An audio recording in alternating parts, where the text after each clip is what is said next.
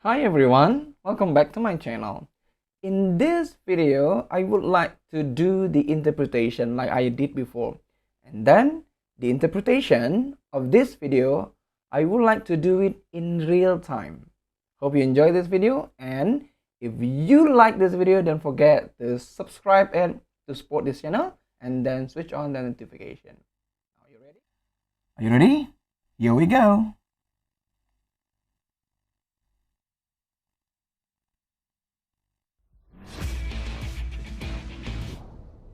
As we've been doing this millionaire research, one of the pieces of data that we've discovered is by studying 10,000 millionaires that the average millionaire drives a 4-year-old car with 41,000 miles on it, and of course it's paid for, and they haven't had car payments in decades.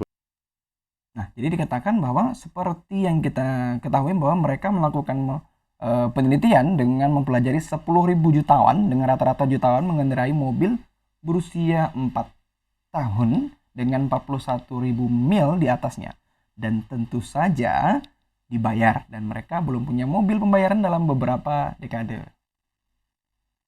Which is how they became a millionaire, because the average car payment now is over $500, about $504 a month over 84 months. Lalu dikatakan bahwa begitulah cara mereka dalam menjadi jutawan, karena rata-rata pembayaran mobil sekarang lebih dari $500, sekitar $504 sebulan, lebih dari 84 bulan. If you invest $504 from age 30 to age 70, you'll have somewhere around $5 million in your Roth IRA. I hope you like your car. Nah, jadi dikatakan lagi bahwa jika Anda berinvestasi $504 dari usia 30 sampai 70 tahun Anda, maka Anda akan memiliki suatu tempat di sekitaran $5 juta. Dan Roth IRA Anda, dan saya harap Anda menyukai mobil Anda. Our advice, knowing that cars lose 60 to 70% of their value in the first 4 years, is to buy a quality used car unless you have a net worth in excess of $1 million. Then if you want to buy a new car, you can. Jadi dikatakan lagi bahwa saran kami ya tentunya mengetahui bahwa kalau udah kalah sampai 60-70% dari nilai aslinya dari 4 tahun pertama adalah untuk dengan membeli kualitas mobil bekas saja, kecuali Anda memiliki kekayaan bersih. Afford to take the loss on it, but the worst car accidents do happen on the showroom floor. Dan juga dikatakan bahwa jika ingin membeli mobil baru ya harus Anda mampu dengan segala kerugiannya, tapi mobil terburuk kecelakaan memang terjadi di showroom. Well, Dave, I'm always worried about buying a used car. Well, what are you driving?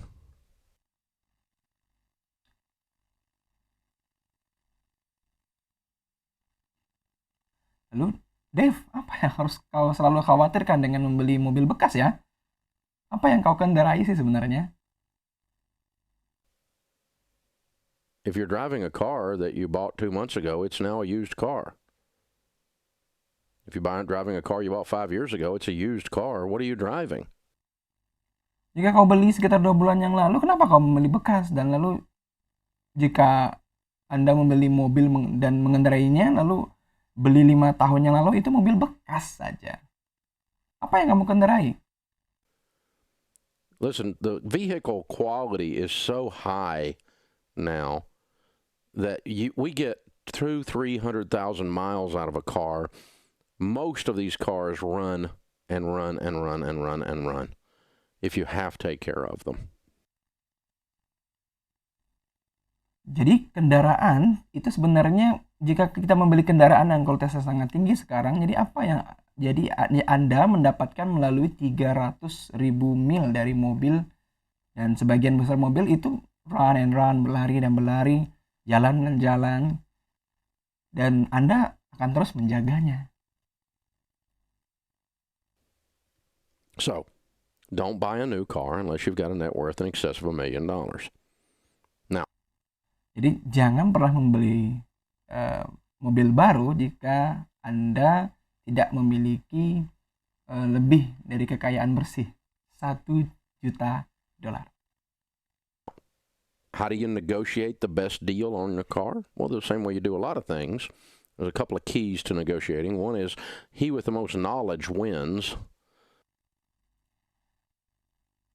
Jadi, jika sekarang Anda bisa bernegosiasi, kesepakatan terbaik adalah untuk mobil juga yang sama. Caranya adalah dengan melakukan banyak hal dengan beberapa negosiasi. Ya, seperti itu. So study. Learn about that car. Go on Trader.com, go on Kelley Blue Book and Edmunds.com and look up stuff about the car. Google the car, read articles about the car, look at different versions of the car, different packages that are on the car, the luxury package, the standard package, the 2-door, the 4-door, the different engines that are in that particular car. Learn all about a Honda Civic if you're going to buy a Honda Civic. Nah, jika Anda ingin membeli sebuah mobil yang baru, maka perbesar pengetahuan Anda. Jadi belajarlah bagaimana cara menang dalam belajar tentang mobil itu. Ya, pergilah ke trader.com, buka Kelley Blue Book, or Edmunds.com, atau mencari hal tentang mobil itu di Google, atau membaca artikel tentang tampilan mobil di berbagai versi mobil. Paket berbeda dari mobil-mobil, atau paket mewah dari paket standar, 2 pintu, 4 pintu yang berbeda, mesin yang ada di mobil itu. Nah, untuk mempelajari semua tentang Honda Civic contohnya, maka Anda harus membeli Honda Civic dan belajar tentang itu. Learn. People impulse a big purchase like a car, that makes you stupid. You don't impulse that, you study that. And then pay cash, of course. Now, most of the time paying cash means that you are doing a bank transfer, but sometimes you can walk in with the cash and just lay it on the table. Nah, jika kita udah mendorong pembelian besar sebuah mobil itu, ya itu sebenarnya membuat kita itu bodoh. Jadi memang jika Anda mendorong untuk bahwa mempelajari sesuatu dan kemudian membayar tunai, ya tentu saja itu sebagian besar waktu membayar tunai Anda yaitu dengan melakukan transfer bank. Ya. It's not that much money. I mean, $7,000, $10,000, $15,000, whatever. It kind of blows a dealer's mind, but certainly if you're buying from an individual, when you put cash on the table, it says we have a deal. It doesn't say, oh, I need to check with my banker. You ever sold a car on Craigslist? I need to check with my banker, and then you never hear from them again. I'll take it, but my banker will do it, and never hear from them again. But when you Nah, jadi dikatakan bahwa bisa saja di atas meja itu sebanyak uang $7.000 atau $10.000 atau $15.000, berapapun lah ya, semacam pukulan dari dealer. Jadi keberatan. Dan tapi pasti jika Anda membeli dari seseorang, ketika Anda menaruh uang di tunai, di uang tunai ya, maksudnya dikatakan bahwa kami memiliki kesepakatan, dan ini tidak dikatakan oh saya perlu memeriksa dengan banker saya. Anda pernah menjual mobil di Craigslist dan saya butuhkan untuk memeriksa dari banker saya, dan kemudian Anda tidak pernah mendengar kabar darinya lagi. like cash on the table, there's no, I need to check with my banker in there. It's a done deal, baby. It's locked in, right? And listen, don't get married to one car. Be prepared to walk away. Listen, when you bought something emotionally, even the most inept seller recognizes the body language changes. Dan ketika Anda suka dengan uang tunai di meja Anda, jadi kamu mengambil itu dari banker atau dari ini, di sana itu sudah selesai, dikunci. Didengarkan saja bahwa dikatakan bahwa jangan menikah dengan satu mobil. Bersiaplah untuk pergi meninggalkan saat Anda membeli sesuatu yang ya sekalipun itu emosional ya dari penjual dan yang tidak kompeten dan ya tidak mengenali bahasa tubuh seperti itu. I mean, you guys know when somebody's bought something, right? Even though they haven't done the deal. The negotiation's over once they know you're married. Nah, dikatakan bahwa meskipun mereka belum mendapatkan sebuah kesepakatan negosiasi, ya mereka juga sudah tahu bahwa kamu sudah menikah dengan mobil itu, gitu. Kamu sudah tahu benar dengan mobil itu, gitu. Dan ini kamu jangan diam. Mary, I have to have this car. So just be quiet. Let them talk, the seller, that is. tell them, you've looked this car up, you've studied a lot, this seems a little high. And then be quiet. Jadi ya ini cukup adil ya. Jadi diam saja dan biarkan si penjual itu berbicara, dan Anda akan memberitahu bahwa Anda tahu bahwa Anda telah melihat ini, gitu. Jadi Anda telah belajar banyak dengan sepertinya. Jadi, walaupun sedikit tinggi dan kemudian diam, biarkan sajalah mereka berbicara. Anda dapat bernegosiasi. Let them talk. You can negotiate online. There's a lot of ways you can do it. You can have the car inspected. And a good thing to do, too, is check with one of our endorsed local providers on the insurance side and find out what it costs to insure that car. You might be looking at one $7,000 car that's almost twice as much to insure as another $7,000 car.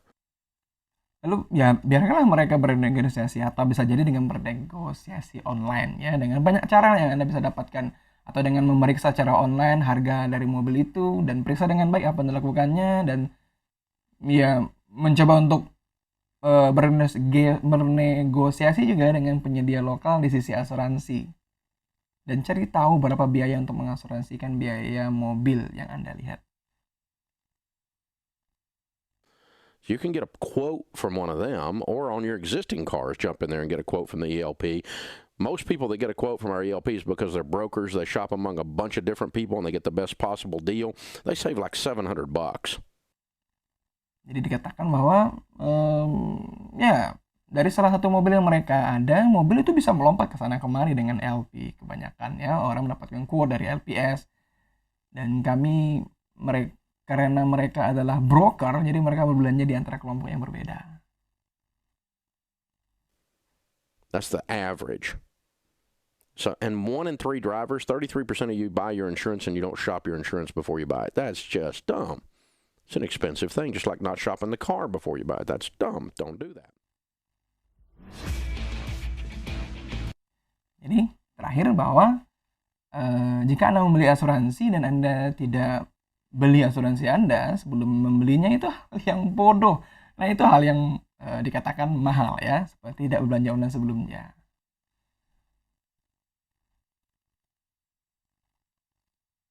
Jadi, thank you very much. That was my interpretation of a video. I hope you enjoy this. And then, if you enjoy this video, don't forget to subscribe it and then share to your friends. And then if you got something suggestion to this video, don't forget to comment below. My name is Adi Firman. Thank you very much. See you.